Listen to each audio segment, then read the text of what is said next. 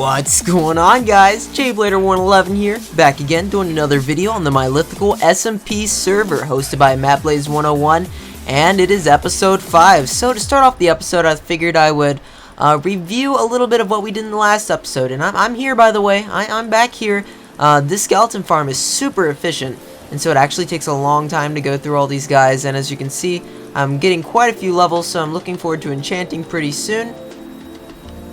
That is pretty good stuff right there. Got a stack of arrows just there on my hotbar. That is what I like to see. So yeah, this thing looks pretty good. I didn't get to show it off that much in the last episode because we kind of ended with me figuring it all out. But like I said, I created this box down here. Then I made this a box before turning it into a circle. I was able to finish the minecart section right here, which I'll show you in a moment. We got the glass going here.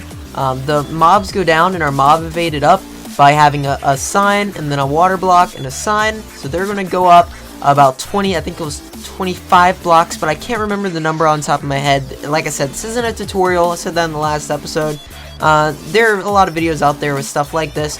The skeleton goes across and then falls, and they are sometimes 1 or 2 hit, and it is nearly perfect. I put a daylight sensor here because it's like a little less than half a block, and so it's really precise with how much damage they take. With a half slab at this level, some of them are dying, some of them are living with 3 hits. I just don't know why. It's pretty RNG, it's pretty strange. But in the last episode I was like fooling around with how it could be, and no matter where I put it with a full block or with a half slab, it was being really weird.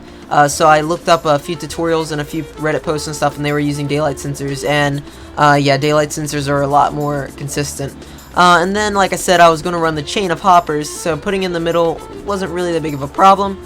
We can just go like this, and it should collect all the items anyway, but if it doesn't, you can catch them all there, and then we can go down here, and I've only done, I don't know, half an hour of AFKing, so half an hour of using this thing so far, so absolutely outstanding. Look at this. How many stacks of bones is this? 5.5. That's pretty good, pretty good.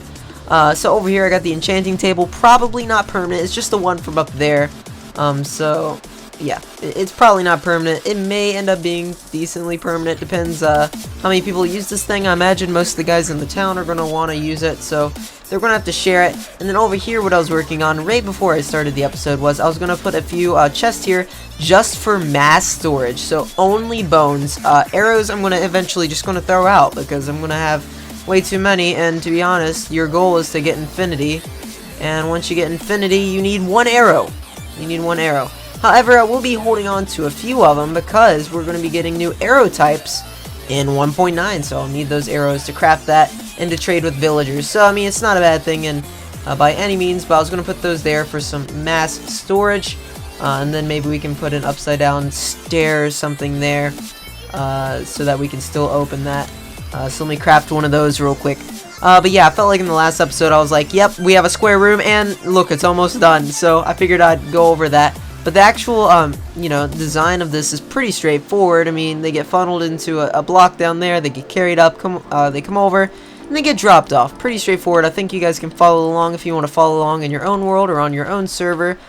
So yeah, thank you guys for the support on the last episode. Thank you guys on the support on the series so far. It has been a ton of fun to record, a ton of fun to play on here. So I want to thank the other guys on the server for making this fun as well, and making it enjoyable. So hopefully in this episode we'll finally have time to work on the you know, the spawn town area and be connecting our bases, and I'll see what else I'll have time to work on. But right now I need to go mining and do some more enchanting and get just a ton of stuff. And I'm also going to be looking for a base location. So a lot of stuff to do this episode. Hopefully I'll be sharing with you guys a lot of cool information and a lot of cool footage. So I'll be back once I make some progress on the spawn town, once I go mining and get some stuff done. Be back in a bit. Alrighty guys, well, I am knee-deep in redstone. Knee-deep in redstone here. I decided to tackle this redstone door that I mentioned a few episodes ago first. Now this is not my design, this is Mumbo Jumbo's 3x3 sand door. I'll put a link in the description below, but basically I needed something that didn't have pistons around the outside, and a 3x3 door without pistons on the outside is nearly impossible unless you use a block like sand or gravel to do the gravity, do the dirty work for you. So that's what I've decided to do here. Now this thing should be functional except for the power input from this side. which I can actually do real quick, and I need to place a torch right there. But let me explain how it works. Like I said, this is in no way my design. The pulse extender that I used over here is Exumavoid's design, so go check out them. Exumavoid and Mumbo Jumbo. They're just great content creators, and yep, videos help me a lot right here. So this is pretty straightforward design. We have 3 sticky pistons, 3 sticky pistons, and 3 pistons, right? And so, when this block is powered, it's going to power the redstone torch, it's going to power that redstone torch, and if we run up here real quick, we'll see that these are going to power when a piston is there. These will release a pulse, and they will fire that. Now, this right here is the input for the power, so there's a pressure plate on that block will power that redstone, and it will power, those torches, which will unpower this torch, and which will power this torch. And then we'll send a pulse here. This is the pulse extender. We're using comparators here to extend the pulse. Output comes out right here. So we need to place this redstone torch right here. I'll do that in a second. And I want to make sure everything else is correct, so I don't have to like reset the pistons or anything. It'll power that, power goes to there, and then we go back to the main mechanism here. Now, we got a monostable circuit here, which is going to be powering the back pistons. And this creates another monostable circuit for the pistons below it, just so everything retracts properly. So this is a really old design, like from 1.8.6. So yeah, pretty ancient design. Yep, there we go right there. But still works pretty well. Still works pretty well in this update. So let me go down here and place this piston, or this redstone torch, excuse me, and let me see if it works properly.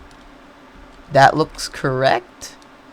So right now it would be closed, so let's find my way out of here. I'm going to use sand to stack myself out. We can go that right there. And then we should be able to place this here like this. Let's see what this does. It drops it. Then we press it. And it should go back up. Yep, and it goes back up. Alright, well, yep, that seems to be working pretty well. So there we go. There's the door. I might end up raising this up one more. Let me see. I've got one piston that doesn't seem to be actually going out well. See, there's the pulse extender. So yep, that seems to be working pretty well.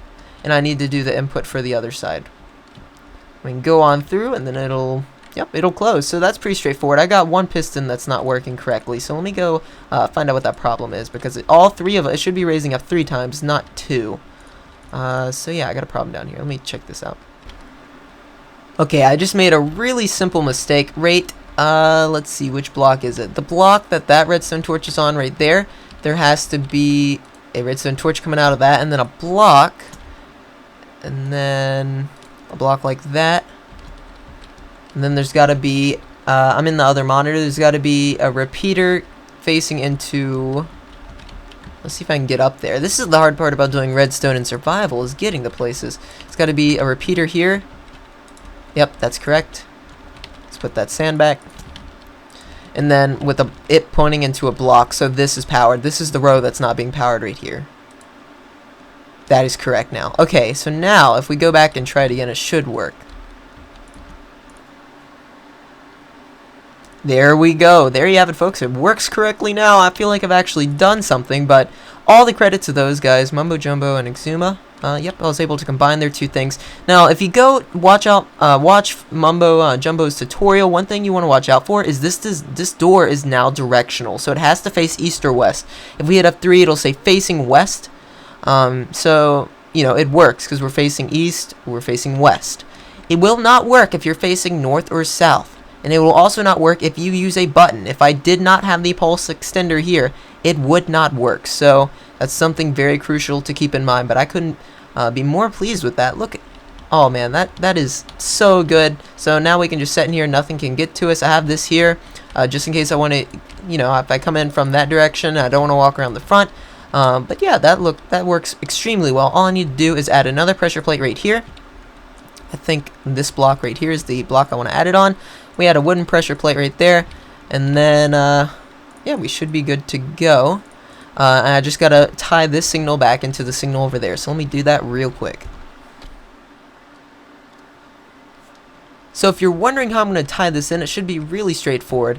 We got the 3 spruce blocks right here. On the 3rd one, there's a pressure plate above that. So we can just run up here, place a redstone, dust, that'll power, it'll toggle that. And then we can run that into dust, and then a torch, and then we just have to carry out this pulse all the way across to the other side.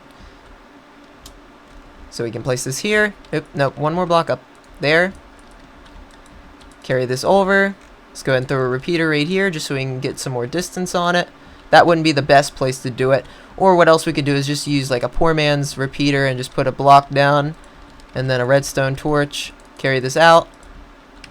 Block. And then a torch. So this is a really easy way to extend a current and go like that, right? So now if we go stand on that pressure plate, it'll toggle that, which will toggle this, which will power that, and then the door will open. It'll also, we don't have to make 2 pulse repeaters because it'll go through the system the same exact way. Super duper easy. So yeah, when I was making it, I was frustrated for a long time because every time I would do it, it would just get rid of a layer of sand. And I was like, okay, like I did the first time, I get rid of a layer of sand. Then I was left with 2 layers. And I was like, well, the pistons are still extending. But yeah, the layers were physically breaking because a piston was hitting them while they're in motion. And that's because you gotta have that pulse extender. So that's really crucial to keep that in mind. I think that looks pretty good. And even if you step on it when you come through, it won't make a difference.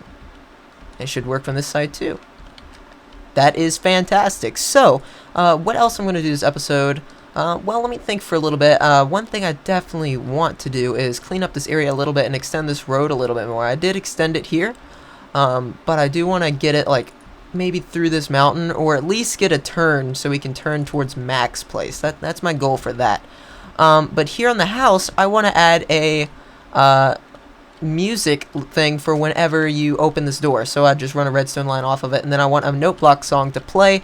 And it's going to be an inside joke between me and a few other the guys on the server, so it should be pretty funny, and I'm sure you guys will recognize the song anyway. It's like, yeah, you'll see it, and I'll talk about it once I get there. If you don't know, I'm not huge for modern music in general.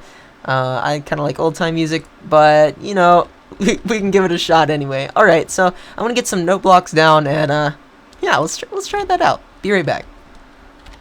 Okay, so I'm back underneath, so let's go ahead and begin planing this out. Now, I'm pretty musically inclined, so I'm not following a tutorial for this, and then the redstone should be really straightforward. I think I'll need a piston for, yeah, I'll need a piston for a monostable circuit here, so I'll add that back in at the end.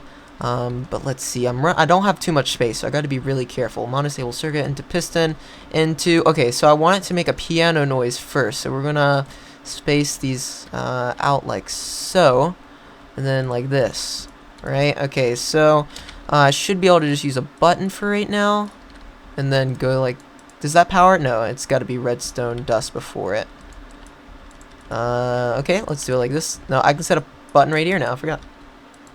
Did that make a sound? Oh, I forgot. One thing that's got to do as well is it's got to go into the block like that. Does this make the bass noise? Yeah. That makes the bass. Okay, so I need it to be like really piano, like high pitch. I think dirt does it. No blocks with jblader. Yeah, okay, that was right.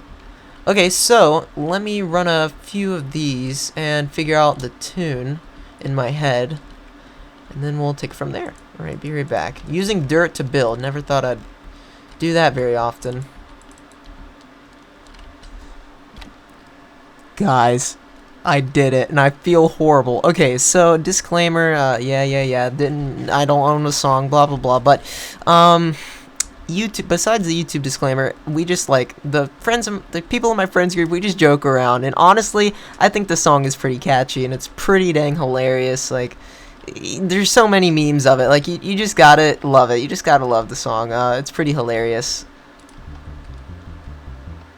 So if you guys cannot recognize that the line is, "You used to call me on my cell phone," from Drake's Hotline Bling. Yeah, pretty neat. And I might try to add some, that's just a melody line, so I might try to add like a drum or snare to it, like a beat to it. Let me try to do that real quick. Alrighty guys, well, I hope you have enjoyed this more redstone-y technical episode. To really calibrate those music notes, I just kind of listen to the notes and match it up in my head. But like I said, I'm pretty musically inclined, so not too tough for me. But yeah, sorry if that was a little boring and it's a little bit more of a longer talky type of episode, but I hope you guys have enjoyed. And I also noticed in the last clip this wasn't very loud, so let's listen to this one more time with it a little bit louder. Yep, there you go. That's what we'll be able to hear through the lag, or once I get back to college, or other people on the server are going to be able to hear that. Well, that is all the time that I have for this episode. I hope you guys have enjoyed. If you did enjoy, please leave a giant thumbs up. Thank you guys for supporting the series so far. In the next episode, we'll be working on a storage area here on the base, and then we're going to be expanding Spawn Town a little bit by little bit before finally working on that base area for Season 3. Thank you guys so much for watching, and I'll catch y'all next time. Take care. Bye-bye.